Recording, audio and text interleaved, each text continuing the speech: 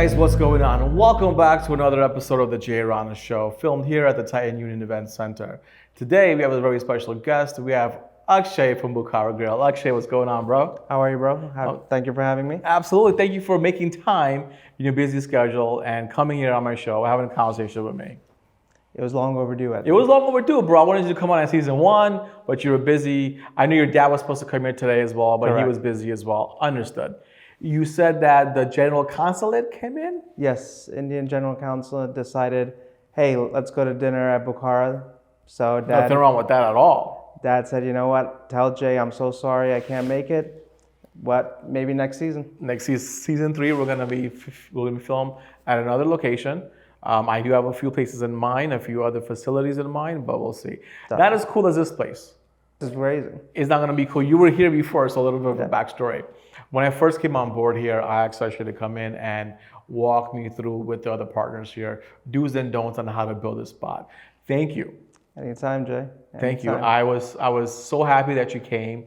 You walked us through all the things and what we needed for the kitchens. We didn't know. I mean, honestly, this is my first project, right? So I didn't know what I didn't know, right? So I was like, what do I do with this blank space? Well, first you need a sink. So you got the 3-compartment sink. That's the basic. Then you got the refrigerators. Then you got the prep tables.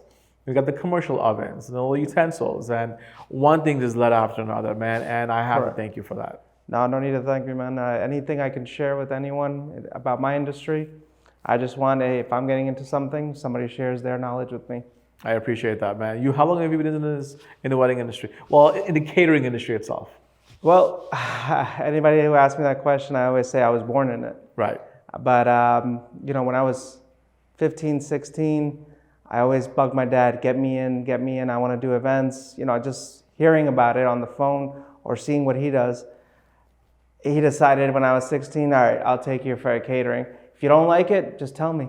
Nice. But I still remember my first wedding was at Sheraton Mahwah, which is no longer there. Ooh, heartstrings. Yeah. Heartstrings.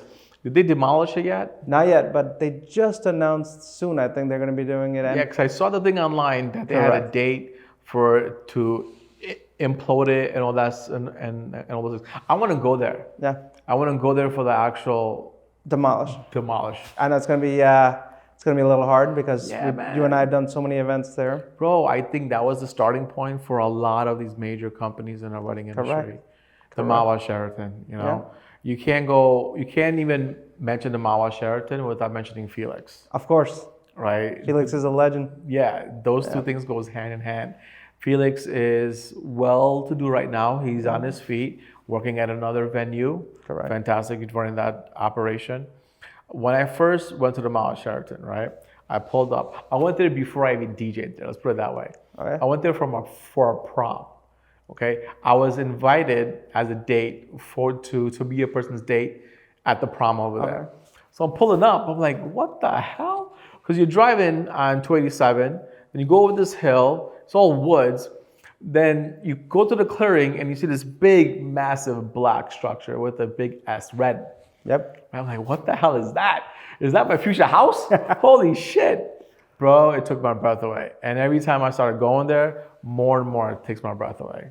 Yep. And you know what? I actually did one of the last weddings before they shut down. Damn. So it was crazy how that's where my career started. Right. And then I actually did one of the last events over there. Damn, man. Yeah. Bittersweet, right? Yep. I'm getting choked up right now, bro. The Mahwah Sheraton. I always thought I would have my wedding at the Mahwah Sheraton. Oh, yeah? I always thought I would have some type of a celebration at the Mahwah Sheraton. Didn't happen. We have banquet halls in my family, so family comes first. And then this place fell into my lap, so we did my baby shower here at least. Nice. That was nice. You mentioned your dad invited you to the first event, right? Correct. Who is your father? Raja Jhanjee. Raja Jhanjee. Yep. That's the name. That's like a big, strong name for the Bukhara Empire, I want to say. Correct. How long has he been in the wedding industry or catering in he general? started his career actually in India at ITC by Sheraton. Wow. In the 80s, and he worked at the famous Bukhara at that hotel. Nice. That's where he learned everything, and that was owned by ITC Group. Okay. Then he came over here in '91. He worked at a manager at a few places, and then he decided to open Bukhara Grill on 49th Street. Right. Yeah. Bukhara Grill on 49th Street. Correct. What's the new address right now? So the new Bukhara that just opened about a month ago is on 39th Street. Congratulations on that one. Thank you. I know that's big news. Yeah, it was a long time coming, and it's something, we did it for Dad. Yeah. He wanted to be back in the city. Yeah. He ruled the city for so many years, bet. and there was just something missing. And we knew it was Bukhara in Manhattan. Is it? Like, you start off in a city, Yeah. right, which is the center of the world, New York City.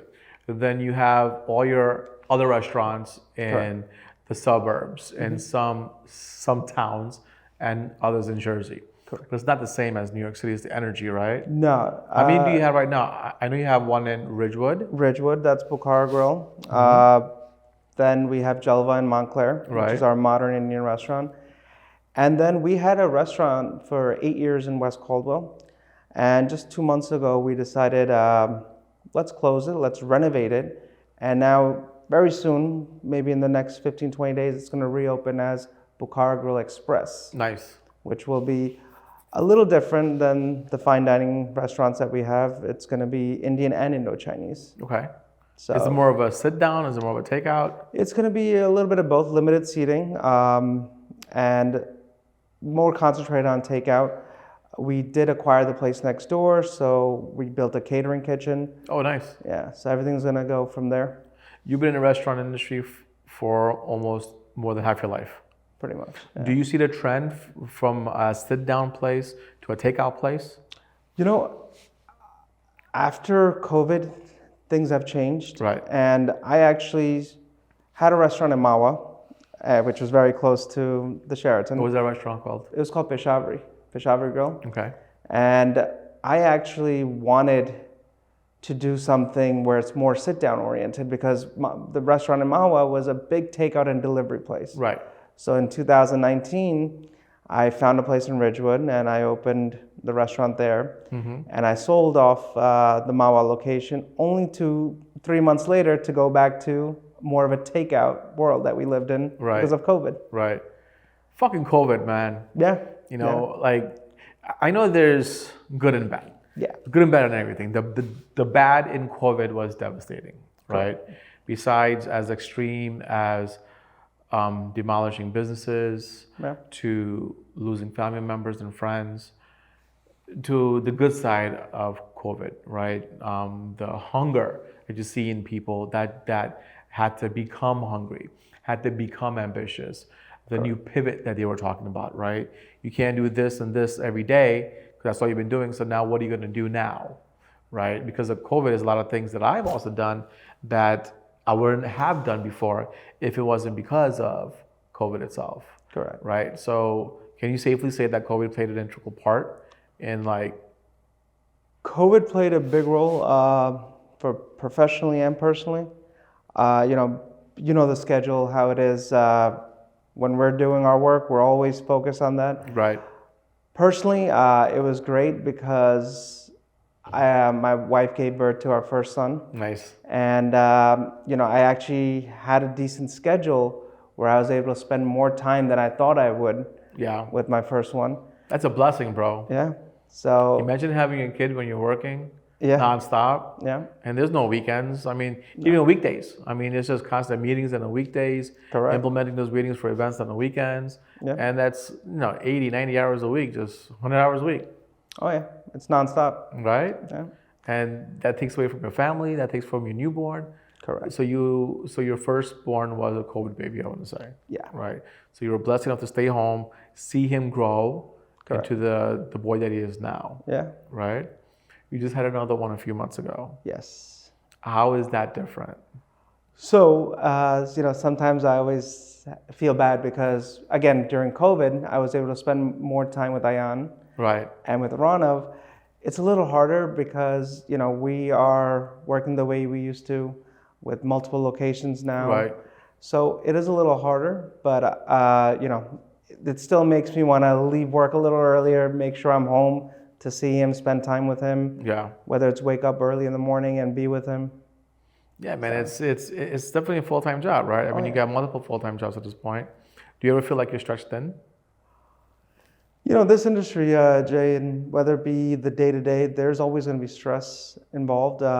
It's more about how you manage with it. Right. And, you know, I have a good support system, whether it be my brother, who's also involved in the business, my father, who's still active at, you know, this age. Yeah. So I feel like the stress gets balanced out between all of us. You said your father's still active at this age. He's Yeah. not that old, bro.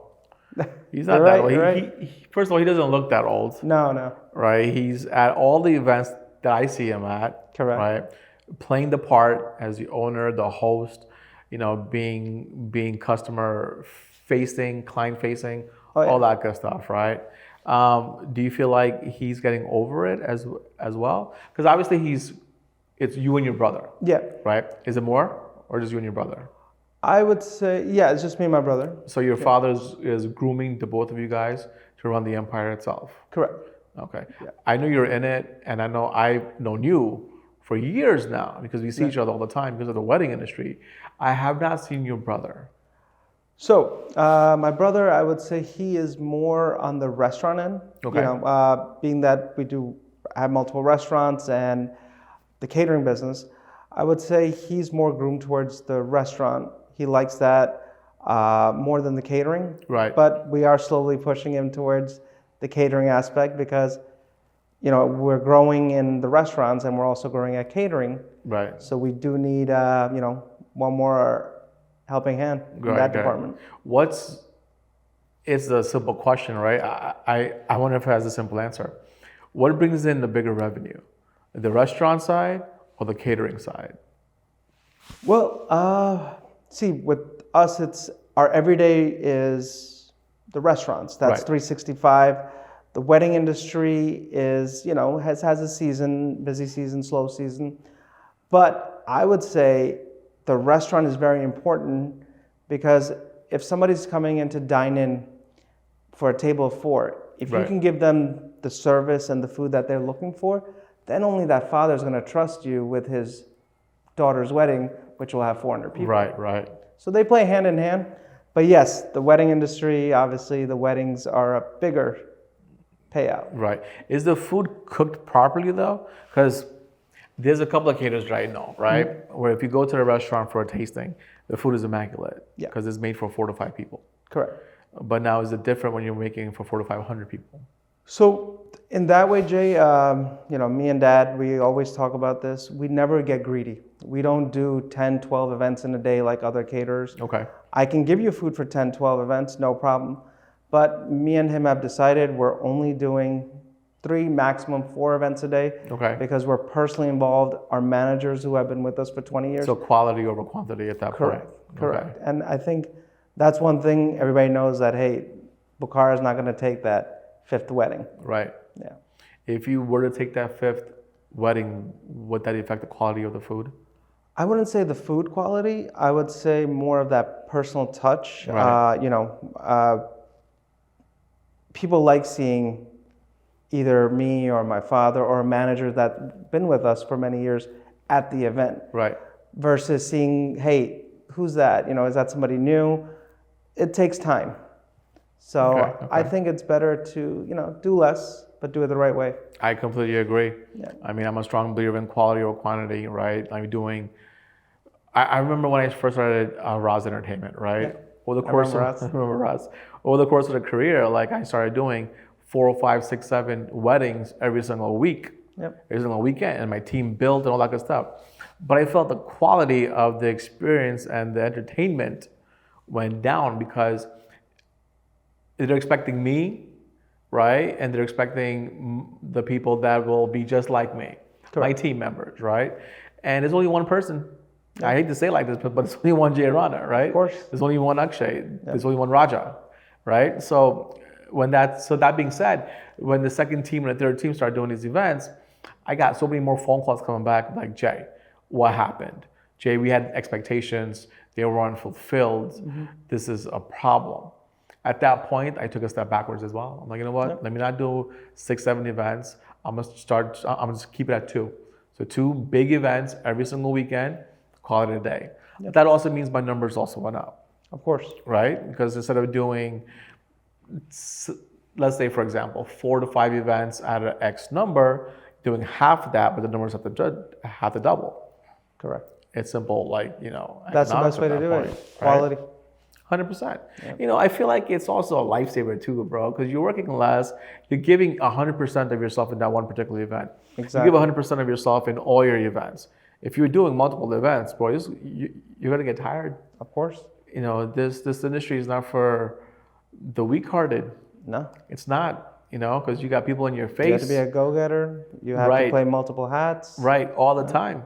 You're not just the owner of the company, you are the cook of the company, you're the manager of the company. Sometimes you gotta work back at a house, front of the house, whatever it is, you gotta make sure it runs because that's your name on the line. Oh yeah. Right? So you had Kyber as well. Kyber, yeah. Kyber was 2011, right when I was out of college. Nice. That was your baby. Yeah, that was my baby. And I opened Kyber because at that time, my dad had Bukhara Manhattan on 49th. Right. He had a partner, so I wanted to do something on my own. Who was his partner? Vicky. Oh, we're going to talk about that in a minute. That was a good transition. I like that. Yeah.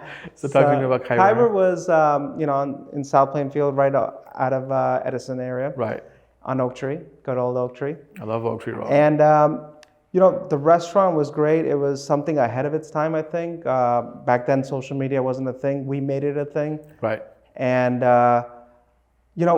Kyber, I would say, is not where I made the most money. I did sell off the location within 3 years. Okay. But I think I gained millions of dollars of experience. Right. And believe it or not, I still have clientele that's coming to one of the restaurants. Oh, we know you from Bukhara Grill. So I think the impact was made. Yeah. And it just taught me a lot about myself, the industry, and customer relationship. Right. Who was I talking to? Just the other day, I was talking to a colleague of mine, and I was talking to this person about failures and successes. Yeah. I told him I will never trust a person who's only had success stories. Oh yeah. If you're constantly succeeding, I can't trust you because you don't know how it feels to fail. Yeah. Because eventually you will, right? Yeah. And when that happens, how are you going to handle it? There's a way to handle failure. Of course. I'm the first person to tell you, in all my businesses, in all my different things that I've been working in, I took a step, 1 step forward, 2 steps back. Correct. Right? It's constantly like that, especially if it's worthwhile, I want to say, We were talking about Vicky real quickly, right? So I've been following that online. Yeah. I've been following that online. I'm sure I'm not the only person that's been following that online. No, I would say... so how many Bukhara Grills are there? Well, there's 2 Bukhara Grill caterings. Okay. Dad and Vicky split in 2020, right when COVID happened. Okay. They decided to close a restaurant. They went their separate ways. And yes, in the market, there is confusion. But I think people know that, they both were the original owners. Right. And they've just went separate ways. I'm sure everyone has a little dispute. Yeah. A little, you can't be consistent on the vision that you have, right? Yeah. Your father has a certain vision. Vicky also has a certain vision. Correct. And you have to be bold enough on both ends to pursue that vision. Yeah. No matter where the destination may be. Correct. Right? So what happened? I think they just grew apart. Okay. Sometimes marriages don't last that long, and a lot of people tell me they lasted for 20 plus years. God bless them. Yeah, and they were friends before they were business partners. They both worked at the Bukhara in Delhi together. They both went to school together. So I think with time, they had different visions. I know I was somewhat of a factor because I'm the one son that was wanting to be in this industry. Right. So I guess that was a big factor. Did your father not want to be in the wedding industry? No, my father always wanted to be. So you wanted to be in the wedding industry? Correct. I feel like because I wanted to be part of Bukhara. Right. Or, in general, when I was doing events under the Kyber brand. Right. I think it just didn't sit well. And why is this kid making noise in the industry? Okay. Everybody knew, okay, that's Raja's son, that's Bukhara's son. Right. So I guess, things happen for the better. Well, everything happens for the best. Yeah. All right. I mean, competition is always healthy competition. Oh, yeah. Because you always push yourself to grow. Of course. Right. Two similar companies with very similar names. Yeah. Are there any distinctions between the two? Yeah, well, we are branding ourselves as Bukhara Grill Caterers by Akshay Jhanjee. Okay. And we're making sure that, hey, it says Bukhara Grill Caterers or Bukhara Grill, the restaurants even have by Akshay Jhanjee on there. Okay. This way, we're not confusing the market. This way, nobody can say we're trying to take another's credit. And vice versa, right? Correct. Do you know if they're doing something similar? I don't think so. Okay. No. Okay. Yeah. Has there been confusion? Has there been confusion enough that it hit the pocket? I would say yes. In the beginning, there was a lot of confusion. It hit the pocket, like big yeah, time? big time. Damn. It was that hitting. sucks. It was. See, people took advantage. Oh, there's two Bukharas. Right. Or hey, did you know Bukhara split? For many years, there was no physical brick and mortar restaurant known as Bukhara Grill, so it was Gotcha. just being booked by personal contacts. Gotcha. Yeah. So that's what it was with the competition. Yeah. They decided to have clients talk to them under the Bukhara Grill name. Correct. Right. And I'm sure you've heard about that. Did you ever approach it? Like, talk to me about the details, bro. I want to know what happened. Was it like a heated discussion? Between the two, I think they were fine for some time. I think once... Because they're both older as well, right? Yeah. So there's not too much... I think once we opened, we converted the original location from Delhi Accent to Bukhara Grill. Right. We renovated it with the original look, the same styles, chefs, everything. I think that's where things went sour. Okay. Yeah. Okay. And now, like, a few years go by and the new restaurants are opened up by Akshay Jhanjee and all Yep. that good stuff. You don't think that the Bukhara Grill Caterers name is still being used by the competition? No, it's still being used. It's still being used? Yeah, because they both own the trademark. They both own the trademark? 50-50. Jesus Christ, Yeah, bro. yeah. So what do you even do? What, like, you can't do much. No. You just can't I think do much. end of the day, So I guess the magic now is in the marketing, yeah. right? It all depends on marketing, especially in today's world. You better it's all call it AI, about bro. marketing. You better call it AI. AI is a game changer, definitely. Have you been using it? Tons. Yeah. Yeah. I use it for my emails all the time. Same here. Yeah. Use it for my Even emails. it makes our contracts better. Right. It advises us on certain things that maybe we don't think about. Right. And yeah, I see the world going that way. The world's been going that way for a while, right? Like Yeah. I think AI came into place a few years ago, Yeah. right? But I think it's more Siri. known now. Yeah. Yeah. There goes nothing. I'm sorry. Technology. It's like technology at its best, right? Yeah. So I always talk to her, right, about a lot of things that I need done, or if I have any questions or whatnot. Clearly, she's right here. Oh, yeah. So that's a form of AI, right? So this came out years ago. Yeah. ChatGPT right now is about like 2 years, a little over 2 years, A little bit more. Yeah. right? And it's but heavy. My boss over here, man, he's all about ChatGPT. My emails are like clean cut, right? My contract, like you said, right? We went online to get some templates made, all that good stuff. I use AI for my rejection letters, right? If I can't book someone's like a party here because they can't afford it, I'm not gonna say, good luck to you on your event, blah blah blah. I have a lot. It's a message. It's politically correct.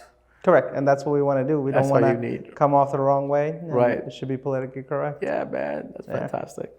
You said you have 2 sons. Yeah. Right, we were talking briefly about this. Ayan, right? He's Ayan, 4. yep. Ayan, Yep. he's 4. He's 4. He wants to be just like you. Oh yeah, the kid is already saying to me, when I grow up, I'm going to be a catering guy. Yeah, And Dad, I'm going to take off on Wednesdays because you take off on Wednesdays. that's what's up, man. Yeah. Just like you wanted to be in catering like your dad, Yeah, right? Yeah. So it's a generational thing at this point. pretty much. Do you think he'll stick with it? I guess it's too early to tell. He's only 4 years old. I right? mean, being that, we've seen the hardship and we go through it day by day, it's more of if he wants to do it, I'll never force him. Like Dad never forced me to get Right. into this industry. I just saw it. I think that's what happens when kids see their fathers or their mothers doing a certain business or a certain industry. They adapt to it and they want to be like them. Right. So you never know. Plus, you also have to have a certain drive. Yeah. Right. Like this events industry, I tell all my clients and whoever wants to talk to me about it, it's not for everybody. It's Yeah. not, the wedding industry is not for anybody. I mean, you have to be a beast to Oh, yeah. be in it, especially to be a success in it. Oh, yeah. There's a sense of morals that you got to have. You can't be, you can't be like, you got to have scruples. Yeah. You got to have your principles, right? If you want to be just coming in and acting up and make a couple of bucks here and there while causing damage, you're going to be here for a little bit. Correct. And we've seen those people come Yeah, and go. we see them. We see them come and go. I call it the 2 year turnaround. Yeah. Come in for 2 years, they make a little bit of money, and then they leave. Correct. And it's the next thing. For people like you and me who's been in there for a minute, we're not going anywhere, right? We have our name, we have our staples, we're good to go. Yeah. What's the growth that you'll see, that you want to see the next 5 to 10 years? I think, I want to be more concentrated on the catering end. Right. Restaurants are great, but the wedding industry, it's an industry that'll never die. Right. As you mentioned earlier, takeout business is getting a little bit better than the in-house. However, the wedding industry is just going to keep growing from here. Correct. There's always going to be something new, new trends, new styles. And I like to change it up. I like to read. I like to see things on social media. How can I perfect my craft? Yeah. Are you strictly catering for the South Asian network? No, we do good non-South Asian events as well because we're doing every cuisine. We're doing Right. Indian, Italian, Mexican, Chinese. So sometimes we do events with just strictly Italian food. So how do you do that though? Like your kitchen itself, Yeah. right? I mean, it's South Asian based and inspired, Correct. right? And to break into Italian, for example. So we have dedicated chefs, for so many years that I've been working with my dad. And with the new catering kitchen, we brought in all these guys. And in today's world, when you go to cocktail hour, you'll see all these different cuisines. Right. So it's been something that we've been doing for a long time. I think now we're just marketing it more. Yeah. Before, instead of just showing kebabs or papri chaat, now we're marketing, hey, there's Italian, there's Mexican, and then how do you add fusion to it? A butter chicken pasta or a samosa quesadilla. Right, right. And the display itself is fantastic. I mean, I remember from back in the day when it was just buffet lines, Correct. right? And all the kebabs, like you said, were in the chafing dishes and help yourself done. Now, everything is designed properly. Correct. It looks fantastic, right? It's not even about a big plate of food. No. It's about little tapas here and there. But the way it looks, I feel like the way it looks, that's half the appetite. Oh yeah, see, so a lot of couples come to me during food tastings. Oh, we wanted to look like this on social media. Right. That's what their end goal is. So social media is a big influence Oh yeah. on the way everything is presented, I want to say. Right? That's probably also helping you guys out too, right? I mean, if you don't have any certain ideas, if you hit yourself a glass wall at that point, your clients come in and they say, can you make this, this, and this? This is what it looks like. And you'll never say no, I'm assuming. Right? What happened? And you'll never say no. No, never. If there's something that they see on social media, Yeah. we'll make it happen. Nice. The way they want it, we'll let them try it. Hey, is this what you had in mind? Yeah, this is what or can you tweak it like that? And we do it the way they want. Nice. What's the most elaborate setup that you guys done so far? Most elaborate? The style and the setup. Strictly speaking for cocktail hour. I would say we've done many events where they have multiple stations, Right. different cuisines. Off the top of my head, I did this one wedding where we had 67 appetizers. That's what I'm talking about. Yeah. 67 appetizers. 67 appetizers between butler service, Okay. live stations, and buffet appetizers. Wow. We had almost about 50, 55 staff working that event. Wow. Yeah. And do you think every person get a chance to try all those things? Probably not, right? No. Unless they're meticulous about it. Like they're gonna be like, no, I want this and this and that. I actually told that couple that make sure our cocktail hour is at least 2 hours. Right. And they agreed because I said, how are they going to go through that many appetizers? Right. 67 apps. Yeah. I can't even think about 7 different apps versus 67 different apps. It was a great event. Like, give me something unique. Like, what's a unique appetizer? Unique appetizer. I mean, there's so many, Jay, and especially the What's new your fusion. favorite? My favorite, I'm a big kebab guy. Right. You know, something new that I started last year is a truffle pineapple chicken kebab. Well, there you go. A truffle pineapple chicken kebab. Yeah. That sounds pretty good, man. It's interactive. We make it live, some peppers and onions. And it's something different, you know, instead of the typical chicken tikka kebab. Will this be on the menu for the Bukhara Grill in New York? So this is more for events. Okay. You know, there's certain things that we do in the restaurant that we can't do in a catering. Vice versa, there's certain things that we do in catering that we don't do in the restaurants. Okay. Yeah. So if I wanted to get the full experience, right, the full wedding experience, because it's a wedding show, right, the full wedding experience. Yeah. Do I need to go to you with a menu, or is the menu given to me? So for food tastings, Yeah. So I have a very nice detailed tasting menu that we offer to all our couples. Okay. And it lasts about 2.5 to 3 hours, our food tastings. Right. Okay, You go nice. through so many different appetizers, fusion, Italian, Mexican. I want to come to a food tasting. Always. You're always I'm welcome. not going to do a wedding, though. That's fine. I've been there, bro. I've done that. Don't worry, I owe you a food tasting. I appreciate that. I do But yeah, appreciate that. The tasting itself, I like to design it in a way where there's so many things available to try. Yeah. And I explain all the details, my managers explain all the details, where a bride and groom come in with certain questions that they want to ask maybe at the end. But because that tasting is so detailed, we already answer 90% of their questions without them even asking. Being thorough like that, right? That's the best way. Yeah. I do appreciate it. I try to be thorough with a lot of my clients here, right? Because I know what they're going to ask me beforehand. When you walk in, it's pretty much the simple stuff: who, what, when, or why, right? So you go through all these things because we know what they're going to ask us before they even know it. Yeah. Right. So you're already on top of the game, and that helps them have more confidence in you as a caterer, right? What's the worst thing that's happened to you at an event? Everyone has a story. What's the worst thing that's happened? The worst thing, you know, with the caterers, what's the worst thing is when they tell you there's 300 guests, and when you get to the venue, there's 430 or 450. What do you do in that case? In that case, you have to go either to the parents of the bride or groom, and you have to tell them, hey, this is not going to be enough food. Right. And it's happened not too much where, you know, I can say it's something that happens quite often. But in this situation... That doesn't happen often? Not that often. Has it used to happen often? I think it does, but now because we're so... we're in such good communication with the venues. Right. They tell us that, hey, they have this many guests. Right. Because when they see our equipment list, they're like, why do you have 350 guests? We're expecting 400 guests. Right. So...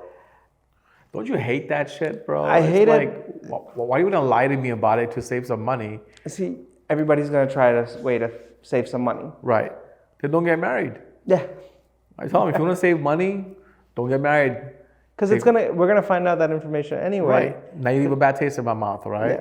So now the customer service that you're expecting is out the door. Oh yeah. Because customer service goes back and forth. Of course. Right? And then there's some people which I love. Actually, we have 387 adults, 20 kids this age, and 17 vendors. Nice. Thank you. Those are the best. This is the best, right? Yeah. They're transparent with you every single step of the way. Honest, and that's all we want. We want honesty because we're going to give our 100%. Right. So what do you do? What do you do when you have 300 guests that they tell you but 450 show up? So, again, because I don't do so many events in a day, right? We make it happen where we have to make it happen, right? Yeah, you got to make it happen. We send a van fast. We call the catering kitchen. I need this much more food, and we make it happen. Do you give them a bill at the end? Yes, You have to give them a bill at the of end. course. Has there been any times where you don't give them a bill at the end? No. Good answer. If I Good have answer. to, if I have to provide more food, 100%. I have to also get paid for it. 100%. Yeah. There's a couple of caterers I speak to, and we're all friends, just like we're all friends. Yeah. And they tell us that sometimes the vendor, the client, will tell the catering vendor, we have 200 people, Yeah. and the vendor, the caterer, will only make food for 150 people. Oh boy. Is that common practice? No, not for us. We make Have you sure. heard that before? I've heard it. I've heard many stories. The thing is, some of these venues let mom and pops in, Right. and it puts a bad name against the known caterers, the established. And that's what it caterers. was. It was like a mom and pop shop, Yeah. right? They come in because they don't have the logistics to make Yeah. food for a couple hundred people, right? They, Yeah. they don't have the manpower for it. Correct. The tastings are awesome, but it's done on a more intimate scale, Yeah. right?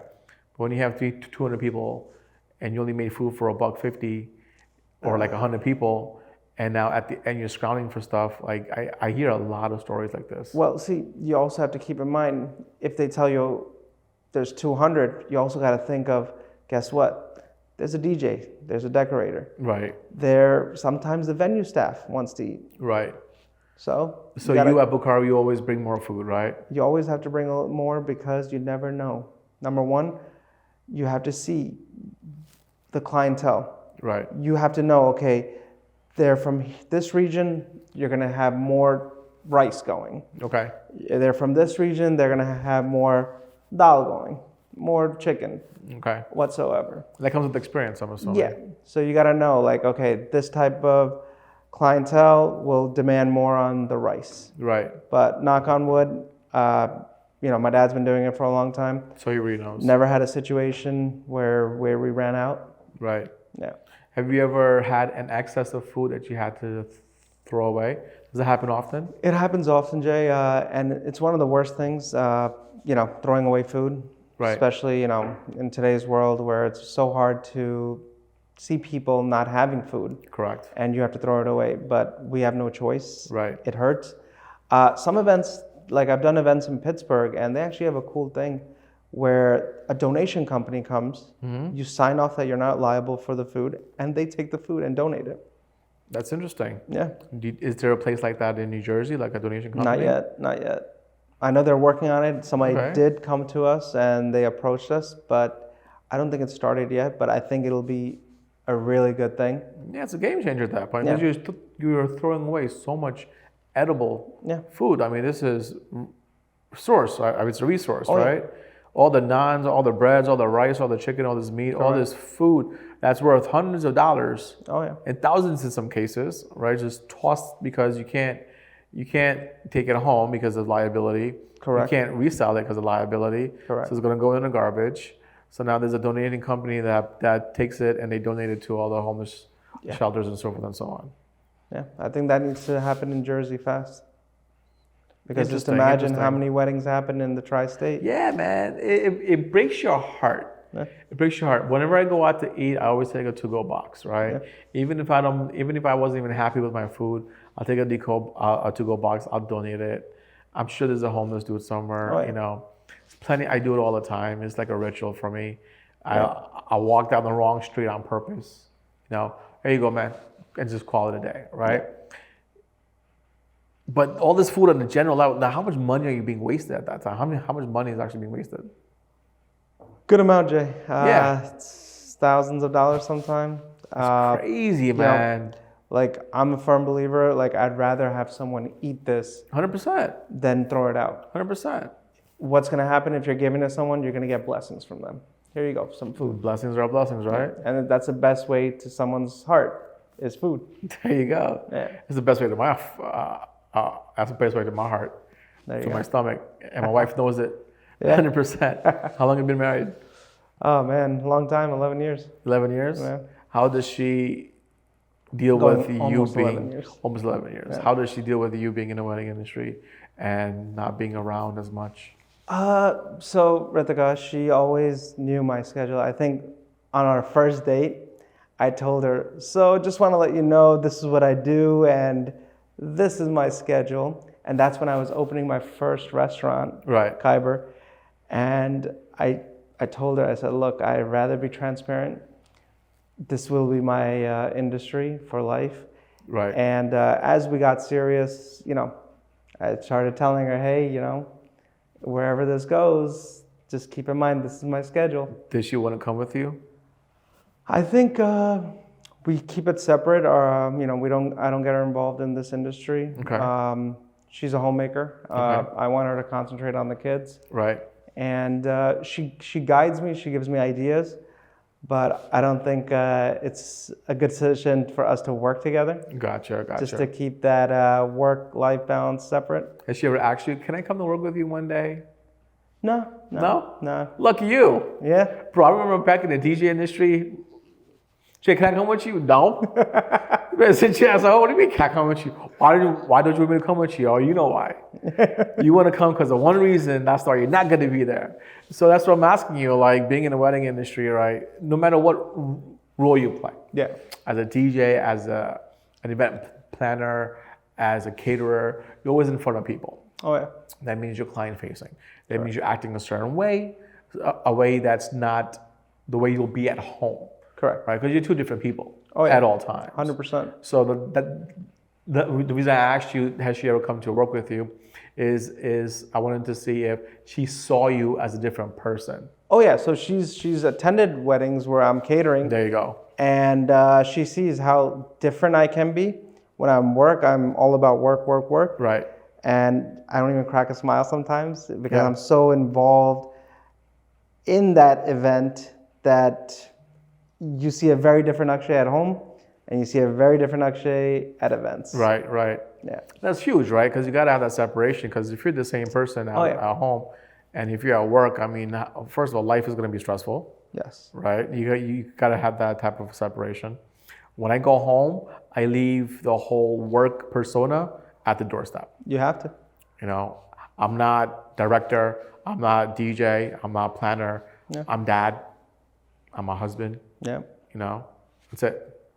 You go in and it's Zen life and it's simple, right? A few phone calls here and there. Yeah. But then once you go back out the front door, when you go back to work, a whole different ball game, right? Like Two-Face.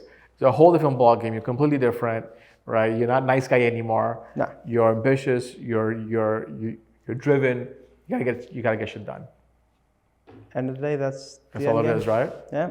Nice. I know you're asking the questions, but I gotta ask you one. How's it being like a father? Different. Yeah. A blessing. Yeah. I never knew. Thank you for asking me. I know we talked about it before. I never knew that I always wanted to be a dad.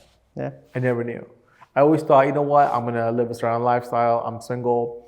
I'm in the wedding industry. I'm gonna do me and call it a day. Yeah. Not thinking beyond myself. If it was beyond myself, it was my employees, and that was it. Right. Now I have a son. Everything I do is by him. Right. Even talking about him right now chokes me up a little bit. Right. Because it's my boy. You know, things are completely different now. I value my time at home more than I did before. Right. Everything I do at work, I'm a little bit softer, to be very honest with you. Yeah. Before, clients would talk to me about their kids or whatnot. I'm like, yeah, whatever. Now it's like, oh, show me pictures. Because now you can relate to that. Now I can relate to him. Now I'm all about, oh, what does he do? Did he do this? What did she do? Did she do that? How old are they? And the conversation just diverts from work, from business to the kids. Yeah. And it's all about the children. Yeah, like even in the restaurant, when I see kids, I talk to them, I play around with them. Yeah. And the parents are like, oh, so you have? I'm like, yeah, I have two. Because you see little babies or little kids and you know how to talk to them. Right. Because you have your own at home. I did not before. I have nieces and nephews and they were distant because they live in different states, right? So I'm the cool mama. Yeah. I come once in a while, that's the cool DJ mama, he comes in, I see him on TV and stuff like that. I was that guy. So, but when it's your own, it's completely different, right? And I take a deep breath because it's a blessing. Yeah, it is. It really is a blessing, right? It is 100% a blessing. Yeah, man. I think that's our time. Perfect. Call it a day. Do me a favor. Look at the camera. Give them your links, your platforms, your social media, all that good stuff. So you can follow me on Bukhara Grill Caters or Akshay Bukhara Grill Jhanjee. And check us out on BukharaGrillCaters.com. And you can check out all our restaurants there, what we offer for catering, and all our dine-in options. Talk to them about New York City. New York City. It's a long time coming. It's a dream come true again for my dad and me. I always wanted to have a role in that New York City restaurant, and we finally got it. It's a beautiful 120-seater restaurant, bar, and lounge. The bar is called Lux. It's going to be opening very soon, and we're going to have a nice industry night. That's a guarantee. I'm looking forward to that, man. Yeah. That's going to be fantastic. Definitely. All right, man, that's our time here at the Jay Rana Show. Again, a big round of applause for my guest right here, Akshay from Bukhara Grill. Thank you for joining me today, man. And as always, I'll see you guys at the Italian Union. I'll see you at the dance floor, and follow us at the Jay Rana Show. Peace.